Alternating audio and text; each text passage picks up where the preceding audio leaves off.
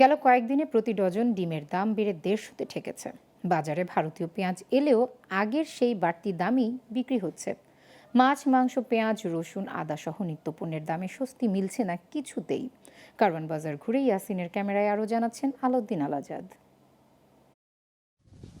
সাপ্তাহিক ছুটির দিন শুক্রবার রাজধানীর কারওয়ান বাজার ঘুরে দেখা যায় মাছ মাংসের দাম যথারীতি চড়া। নিম্নবিত্ত ও মধ্যবিত্তের ভরসা ডিম, তাও নতুন করে বেড়েছে। প্রতি ডজন ডিম বিক্রি হচ্ছে ১৫০ টাকায়। প্রতি ডজনে ১০-১৫ টাকা করে বাড়তি।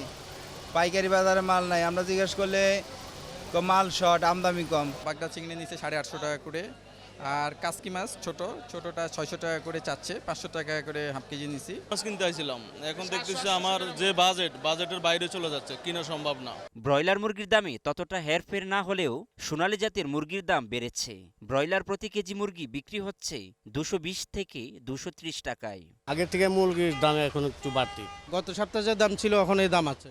এদিকে পেঁয়াজ, আদা, রসুনের সাথে বেড়েছে সবজির দামও। পেঁপের কেজিও এখন ৮০ থেকে ১০০ টাকা। গত সপ্তাহে ইন্ডিয়ান রসুন ছিল ২২০ টাকা, আর এ সপ্তাহে ২৩০ থেকে ৪০। টমেটো ৫০টার ভিতরে ছিল, তো বর্তমানে টমেটো আর শসার দামটা হালকা বাড়ছে। এই দুইটার জিনিস কেজিতে ১০ টাকা বাড়ছে। দাম আগের চেয়ে অনেকটা একটু বেশি, কারণ পেঁপে আগে নিতাম যখন ৮০ টাকা করে, এখন পেঁপে ১০০ টাকা করে নিচ্ছে। অন্যান্য সবজি মোটামুটি স্বাভাবিকই আছে। পটল ৪০ টাকা ছিল, আজকেও ৪০ টাকা ৫০ টাকা। এই মুহূর্তে সবচেয়ে অস্বস্তিকর জায়গার নাম হচ্ছে বাজার। কি গরিব, কি নিম্নবিত্ত, কি মধ্যবিত্ত, সবার কাছেই একটি দীর্ঘশ্বাসের নাম হচ্ছে বাজারের ঊর্ধ্বগতি। কারওয়ান বাজার থেকে আলাউদ্দিন আল আজাদ, গ্লোবাল টেলিভিশন, ঢাকা।